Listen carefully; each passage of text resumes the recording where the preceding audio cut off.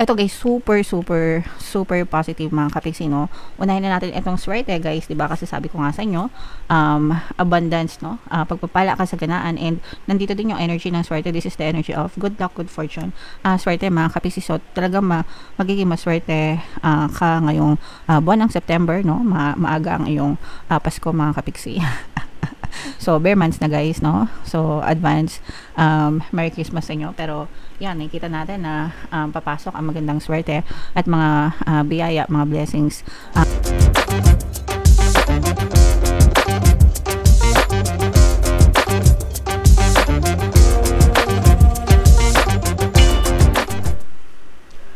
Hello guys, hello Capricorn, welcome back to Pinay Pixie Tarot. Ang pamagat ng episode natin for tonight is monthly horoscope para ngayong September para sa Capricorn, Sun, Moon, Rising Sign, and Venus.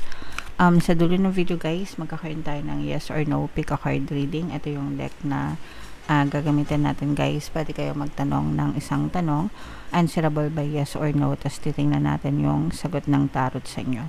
So sa dulo ng video yan guys, kaya make sure na panoorin nyo yung video hanggang sa dulo.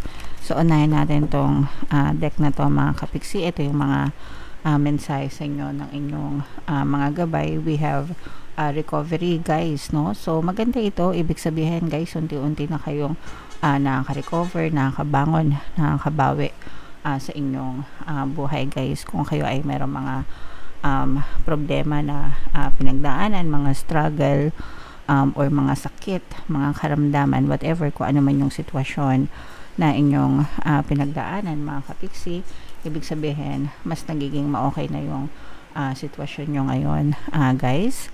Again, nakaka-recover, nakakabawi, so tuloy-tuloy na yan mga kapiksi. Ang importante, kung hindi pa kayo masyadong ma-okay guys, just focus on your healing first, bawi muna kayo ng lakas, and then kapag ka okay na, magiging tuloy-tuloy na talaga yan mga kapiksi. Okay, so yan yung first message for you. Another message Capricorn, it's up to you guys, no? Pagdating sa buhay nyo guys, ikaw yung responsible dyan, walang iba mga kapiksi. Lalo na sa pagdidesisyon nyo sa buhay, pwede kayong magtanong sa ibang tao kung may mga recommendation sila, may mga tulong sila, may mga suggestion sila. But at the end of the day guys, it's still up to you. Ikaw pa rin yung masusunod sa buhay nyo mga kapiksi. So, listen to yourself, listen to your intuition, no? Magdasal, kaya siya nakahawak sa dibdib guys, no? Yan yung lugar ng intuition mga kapiksi. So, listen to your intuition, but important na magdasal kayo, no? At humingi ng gabay, kasi yung mga gabay natin, ginagabayan tayo sa pamamagitan ng intuition mga kapiksi. Okay? So, ikaw pa rin guys ang nakakaalam kung ano yung mga kabuti at mga kasama para sa'yo. Wow, abundance. Yay. Yay. Na-delay yung pag-ano ko. Pag-yehay ko dahil sa ubo. Anyway, mga kapiksi note. So, this is abundance, kasaganaan, wealth, riches, mga kapiksi. So, kailangan maging handa kayo sa pagtanggap, no? Nitong mga blessings na to sa buhay. Kung makikita nyo yung kamay niya guys, no? Nakasalon, nakaganon. Right? So, yan yung state of receiving, state of receptive, ready to receive mga kapiksi. So, pag sinabing ready to receive, handa sa pagtanggap. And para maging handa kayo sa pagtanggap guys, always be grateful. Palaging magpasalamat guys sa mga biyaya na natatamasa nyo. The more na grateful kayo guys, the more na binubuksan nyo yung pintuan ng abundance sa buhay nyo. So, wag kayong magreklamo guys, i-avoid nyo, no? Iwasan nyo yung mga iwasan nyo yung pagrereklamo, yung stress, yung worry, kasi nagiging balakid yan sa abundance guys. Okay? Alright. So, i-main-main nyo na to guys, itong abundance na to, itong recovery na to mga kapiksi, i-main-main nyo na sa comment section. So, So, hanapin natin yung energy ng Capricorn, guys. Habang sinashuffle ko to, panoorin nyo muna yung video natin regarding sa ating paano mag-manifest ng abundance video course. Kapiksi, sawa ka na ba sa mga struggles at hirap sa buhay mo? Masipag ka ba at masikap sa buhay ngunit hindi ka pa rin umaasenso? Ilang beses ka na bang nag-attempt mag-negosyo at mag-invest pero palagi ka pa rin nalulugi? Sa pagkakataon na ito ay maaaring may subconscious beliefs ka na nagiging balakid sa iyong pag-unlad at pagyaman. Introducing, paano mag-manifest ng abundance video course. Dito ay matututunan mong ma-overcome ang mga balakid mo para tuluyan ka ng umunlad, umasenso, sumagana, maging matagumpay, successful at maswerte sa iyong kabuhayan, pera, trabaho, negosyo, salapi at kaperahan ng bonggang-bongga. Dali, mag-send na ng email sa pinoypixietaro@gmail.com at simulan na ang iyong pagyaman ngayon. Alright, so sa lahat ng gusto mag-avail ng course, guys, naka-flash sa screen nyo. Una, meron tayong paano mag-manifest ng abundance video course. Meron din tayong paano mawala ang third party at magkaroon ng harmonious na relationship. And meron din tayong paano pabalikin si ex o vice breakup. Sa mga interesado, guys, mag-send lang kayo ng email sa pinoypixietaro@gmail.com. So, Capricorn, guys, kaya 1% ng Queen of Pentacles, mga kapiksi sa ating spread. Latag natin yung spread nyo, guys. And habang nilalatag natin to mga kapiksi, sa mga naghahanap, guys, ng mga pampaswerte na lucky charms or lucky bracelet, may mga items, guys, na makikita kayo nakatag sa description box. Tsaka nilagay ko na rin sa comment section yung link, mga kapiksi. Aventurine at tsaka Citrine, guys, the best na pang-attract ng swerte. Napakabisang combo, mga kapiksi. So, check out nyo na, guys. Ito yung mga bracelets, guys. Ito, guys, super positive, mga kapiksi, no?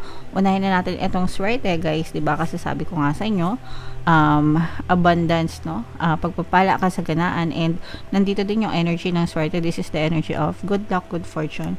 Swerte, mga kapiksi. So, talagang magiging maswerte ka ngayong buwan ng September, no? Maaga ang iyong Pasko, mga kapiksi. So, bare months na, guys, no? So, advance Merry Christmas sa inyo. Pero, yan, nakikita natin na papasok ang magandang swerte at mga biyaya, mga blessings, kasaganaan sa buhay nyo ngayong bare months, guys. Ito ay dahil na rin, guys, sa pagiging masikap nyo and masipag nyo sa buhay, mga kapiksi. Bibigyan kayo ng chance ni universe na at least man lang bago matapos yung taon na to, maka-experience kayo ng swerte.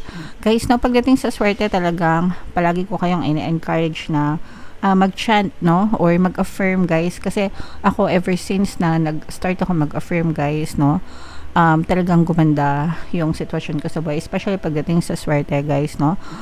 Yung kaka-repeat ko sa inyo ng mga affirmations, swerte ako sa lahat ng aspeto ng buhay ko. Super effective, guys, as in talagang suswertehin kayo, guys. So, huwag nyo kalimutang i-chant yan, i-comment nyo na rin sa comment section, and palagi nyo yan sabihin sa sarili nyo, mga kapiksi, talagang magbabago yung takbo ng swerte nyo, guys, okay?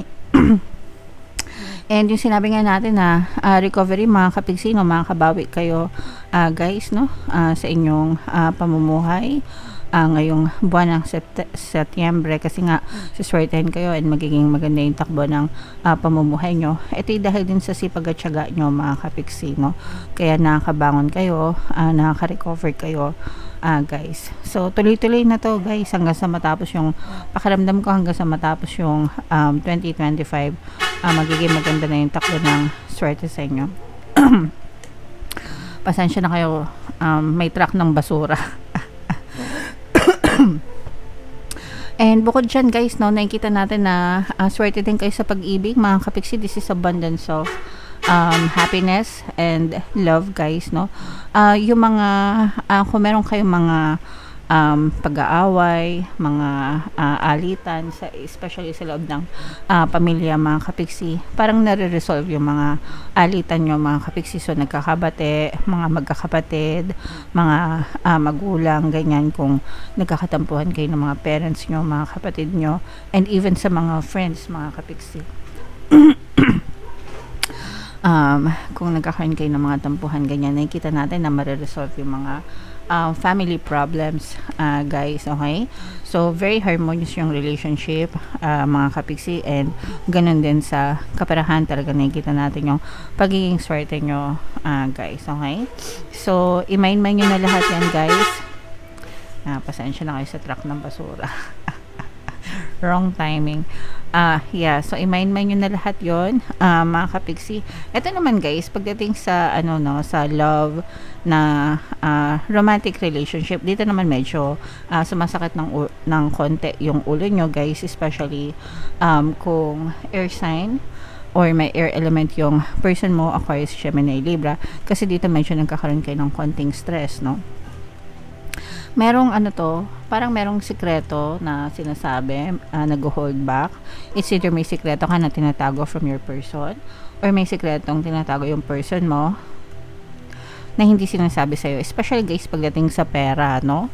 Pagdating sa pera, lalo na guys kung, let's say, yung person mo, nalululong sa sugal, or sa masamang bisyo, sa mga alak, ganyan, nangungupit ng pera sa'yo, pinagtataguan ka ng pera, yung mga ganun klase ng issue yung nakikita natin na problema sa relasyon.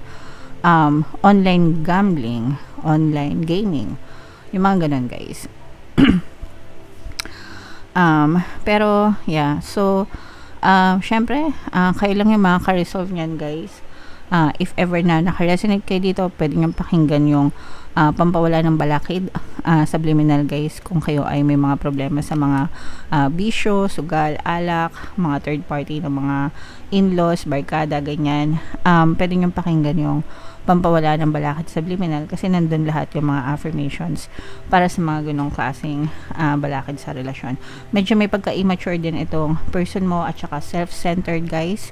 Pag sinabing self-centered, parang feeling niya sa kanya umiikot yung mundo. So, may pagka-selfish ng konti itong person mo. So, medyo sablay pagdating sa love life, mga kapiksi. So, pero hindi naman lahat guys, yung iba lang sa inyo, okay? So, comment down below if naka-resonate kayo. Ito na yung ating yes or no pick a card reading guys. Sa mga naka-resonate guys, na i-mind nyo yung mga swerte, mga abundance, sa comment section, i-claim nyo na mga kapiksi. So, huminga ng malalim guys, tapos itanong nyo sa isip nyo kung ano yung tanong na gusto nyong malaman, answerable by yes or no, tapos pumili kayo ng isang card, mga kapiksi. And habang nilalatag natin to guys, mga gustong matutong mag-manifest, mayroon tayong manifestation program sa ating membership, no? Click nyo lang yung join button sa baba ng video guys. Magkakaroon kayo ng access sa mga exclusive videos natin regarding manifestation, mga kapiksi. So, huminga ng malalim, tapos itanong nyo sa isip nyo kung ano yung tanong nyo for September, yes or no guys. And then pili kayo ng isa. Ito yung card 1, card 2, card 3. Kung card 1 ang napili mo, ang sagot sa tanong mo ay yes. Kung card 2 ang napili mo, ang sagot sa tanong mo ay no. And kung card 3 naman guys ang napili mo, ang sagot sa tanong mo ay yes, mga kapiksi. Alright? So, comment down below Scorpio if naka-resonate kayo guys. Advance Merry Christmas kasi bare months na. So, for more tarot readings guys, ito yung playlist nyo. Ito naman yung ating success stories ng paano mag-manifest ng abundance video course. Thank you for liking, sharing, and subscribing guys. See you next time. I love you all. Have a nice day. Bye-bye.